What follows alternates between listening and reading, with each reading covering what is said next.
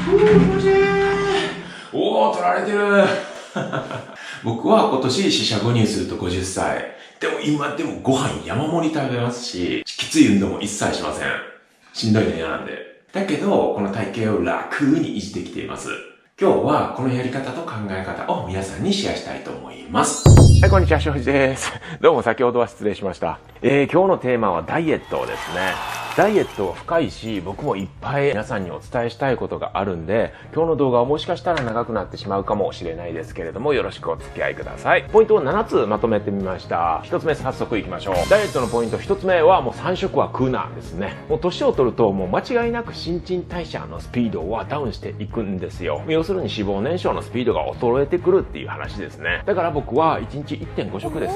朝はコーヒーだけ。そして昼まで仕事をして、で、昼ご飯はシリアル食べたり、あと玄米ご飯をいっぱい食べたりですね。それぐらい軽めに済ませます。そして夜もがっつり食べます。もうがっつり食べます。もうそれこそご飯3杯いくし、パスタだったら1人で 300g 食べるぐらい。もう山盛り食べますね。食事方法もいろいろな本出ているじゃないですか。お医者様が書かれた本であろうが、やっぱ1日3食がっつり食べなさいよっていう本もあれば、こまめにいっぱい食べるのがいいよっていうのもあります。1日2食がいいよとか、1日1食がいいよとか、断食するのがいいよとか書かれてある本もいっぱいあるから、もうそれはですね、おそらく各個人によって何が一番いいのかっていうのは全員違うんですよ。だから僕のおすすめはトライしてみること。あなたのダイエットが一番合っているものが何なのかっていうのをもうやってみなければわからない点はあると思うんですね。ですのでやってみてください。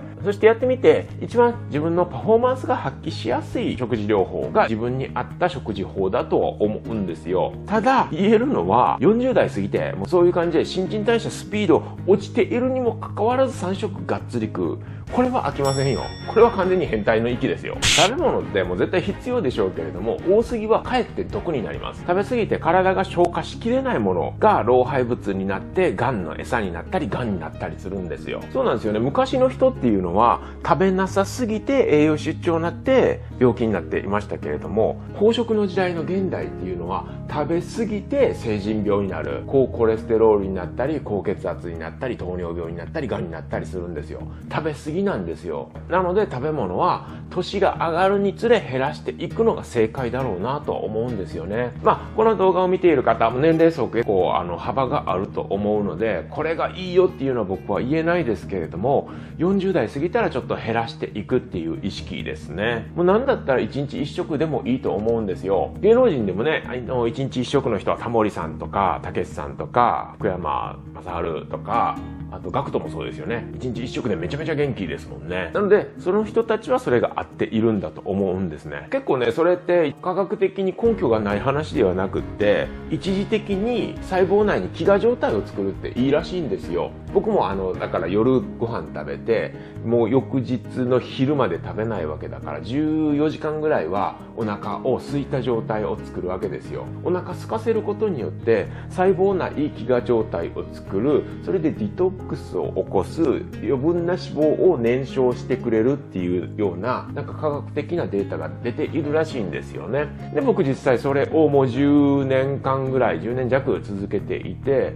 ものすごい体の調子がいいんですね。体の調子がいいんだったら続けようと。で、これ今に至ります。ただ僕は1日1食っていうとちょっとストイックすぎるし、僕の中で食べ物を食べるっていうのは人生の大きな喜びの一つなんですね。強欲なんで。なのでその辺をちょっと歩み寄せた結果 1.5 食っていうところに落ち着いたんですよ。この何を食べるか何を食べないかっていうのはダイエットを語る上ですっごく大事な考え方なんですね。世の中にスーパーフード的なこれを食べたら痩せるよとか、これを食べたらうんちどっさり出るよみたいなダイエット食品が多いじゃないですか。あれね、多分ね、どっちか言うたらドツボにはまるパターンですよね。特に日本っていうのは企業がすごく力を持っていますと。プロモーションとかブームを作るのが大好きだし、かつ日本人ってブームに乗っかるのが大好きなんですよね。だって2月14日のバレンタインデー、チョコレートを食べるとかチョコレートを配るとか、もうそれ世界にはないんですよ。その日本の企業の陰謀が日本の国民の文化を作ったわけです。あれは完全に踊らされてますよね。そんな感じでダイエットも季節ごととか年ごとにしょっちゅうダイエット食品がいいよみたいな流行るじゃないですか。トマトであったりヨーグルトであったりなんちゃらキノコであったりって、あれは企業がその商品を売りたいがためにそういうプロモーションを打ってくるんですよ。悪い言葉で言ったら洗脳してくるんですよ。結果が出るから売るんじゃなくって、どちらかというと企業は利益が出るから売るんです。そのためにブームを作るんですよ。だからね、これを食べたら痩せるよっていうスーパーフードはあんまり僕はおすすめしないですね。そっちに流されると企業の思惑にはまってしまって、皆さんお金は出して買います。だけれどもダイエット効果出ないです。そして翌年また新しい商品が出ます。またそれをお金を出して買います。じゃあまた効果が出ません。そして翌年っていう風にずっと同じことを繰り返すじゃないですか。そっち行っても減るのは脂肪じゃなくて財布の中身だけみたいなそのサイクルをね、何十年も繰り返してる人が多いですよね。もういい加減目を覚ましましょう。もうこの先もずっとそれを繰り返すんですかっていう話ですよ。もうそのために小手先のテクニックじゃ効果がない。大元からもう根元の考え方をごそっと変えていくこと。そうでないとダイエットは成功し続けられないですよ。ちょっと話膨らんじゃいましたけれども、そんな感じで1日3食は多いですよと。食べていくものよりも食べないものを選んでいきましょうというのがポイント1の趣旨でした。なので具体的なアクションプランとしては、減らせる食べ物は何かと今考えてみてください。今食べているもの1食減らすことができないかなと。トライしてみてもいいと思うんですよ。トライした結果あかんかったらそれはそれで合ってないんだっていうことがわかるでしょうし、1日3食食べなきゃいけないっていうのはそういう既成概念を潰していってくださいね。1食減らせられる人はもうそれをなくしていく。2食にしていく。1.5 食にしていく。で、年とともに多分1食になっていくっていうのが正しいんでしょうね。1食減らせられない人は食べ物の中で1品減らせられないかとか、あと 10% ぐらい量を減らしていくこともおすすめしますよ。例えば1杯のご飯をいつも食べているんであればそれを 90% してみるとか、パスタを 100g 食べてるんだったら 90g にしてみるとか、この 10% を減らすだけでも摂取カロリー 10% オフだし、食費 10% オフ、体重ももちろん 10% オフ、食事する時間も 10% オフ、ウィンウィンウィンウィンじゃないですか。やってみる価値はあると思うんですよね。というわけでポイント1つ目、食べ過ぎ注意。ダイエットは何を食べるかではなくて何を食べないかですよっていう話でした。で、ポイントその2に入ります。ポイントその2は僕は何度もこのチャンネル内で言っています。姿勢を正すことですね。もう姿勢を正さない状態でダイエットしたってものすごい効率が悪いんですよ。100努力しても成果が1みたいなことしょっちゅうあるんですよ。そうじゃないんです。100努力したら100脂肪燃焼してくれる体を作ることです。そのためには姿勢です。もう姿勢を絶対整えてください。正しい姿勢っていうのは正しい知識があれば絶対に出来上がるんです。もう人の体はぐにゃぐにゃなんです。元猫背、元ヘルニア腰痛でお医者さんから見放された僕が断言します。姿勢と脂肪燃焼体質っていうのは比例するんだから、まずは姿勢を整えるんですよ。姿勢の整え方は僕の他の動画をご覧になってください。皆さん、姿勢の歪み方っていうのは全員違うんで、あなたはこれですっていうのはこの動画を見ている限りちょっとできないんですね。なので今皆さんができることは、自分の体の歪みのタイプを知ってください。自分の体の歪みのタイプを知って、そしてそれに対処して一個一個直していくこと、それに限ります。そうすることであなたは脂肪燃焼体質に変わっていきます。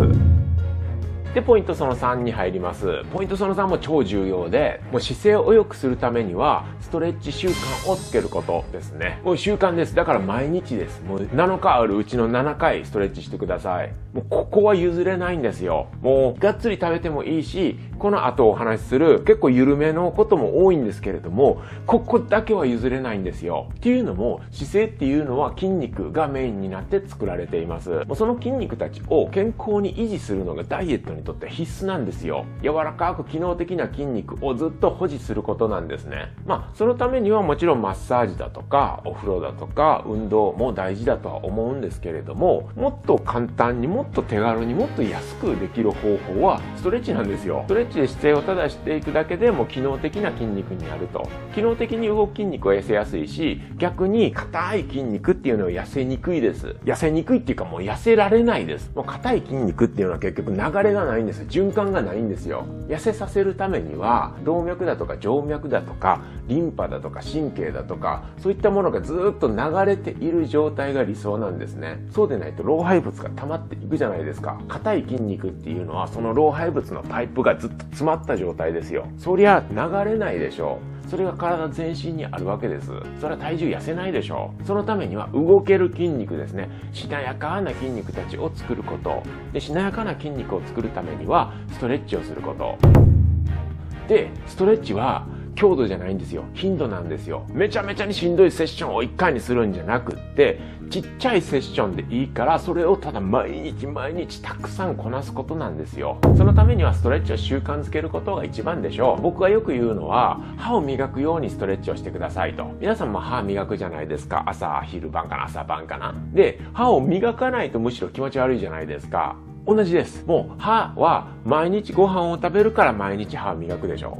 ならば毎日体を使うんであればなぜ毎日ストレッチをしないんですかと。僕当たり前のことしか言わないんですけれども、それができていない人があんまりにも多いじゃないですか。なのでもう歯を磨く時に同時にストレッチをするような感じ。そして夜寝る前もうストレッチをしないと寝れないぞっていうような状態になっていくと無理なくできるんですね。それが習慣化するから、そちらまで行くこと絶対お勧めしますよ。で、具体的な話をしますと、ストレッチって世の中にたくさんあって何が自分に合っているかわからないじゃないですか。僕のおすすめはもう手前味噌になりますけれども、正直ストレッチが一番いいなと思います。僕は元プロのスポーツトレーナーをやっていました。元プロのアスリート、トップアスリートをやっておりました。そして現姿勢矯正セラピストとして活躍しております。そんな僕が積み上げた知識だとか経験をギューッ濃縮に思いっきり練り込んで出来上がったもの、それが正直ストレッチです。もう実際に効果を出まくっているのはね、もう皆さんご存知かもしれないですね。僕の YouTube は大して宣伝していないのにもかかわらず勝手にチャンネル登録者さんが増えていきます。他の治療機関よりも全然効果があったわとか痩せたわっていうコメントも殺到していますと。もうこれは結果が出るからなんですよ。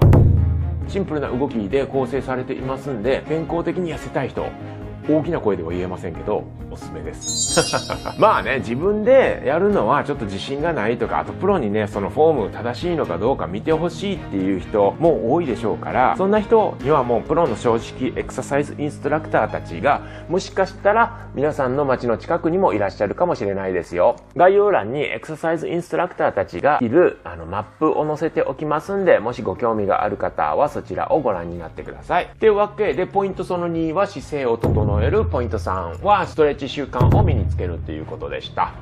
どちらかというとですね、これらは表面的で外見の話でしたけれども、ここからもっと深い話、ダイエットの本質的な話になっていきます。